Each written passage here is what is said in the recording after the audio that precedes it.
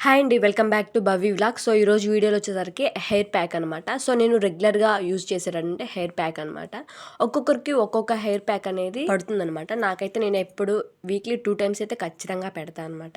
So, over night soap చేసి పెట్టుకున్నటువంటి మెంతులు, ఆనియన్ ఇలాగ కొన్ని కర్రీ లీవ్స్ కరివేపాకును కూడా వేసుకొని మంచిగా మెత్తగా గ్రైండ్ చేసుకొని హెయిర్‌కి ప్యాక్‌గా ఒక 1 అవర్ పాటు పెట్టేసుకొని హెడ్ బాత్ చేసేయడమే. చాలా అంటే చాలా మంచి రిజల్ట్స్ అయితే కనపడతాయి.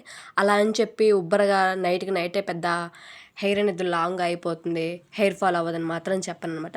ఒక 2 టైమ్స్ వాడిన తర్వాత నేను మంచి రిజల్ట్స్ కనపడ్డాయని మాత్రమే చెప్తున్నా.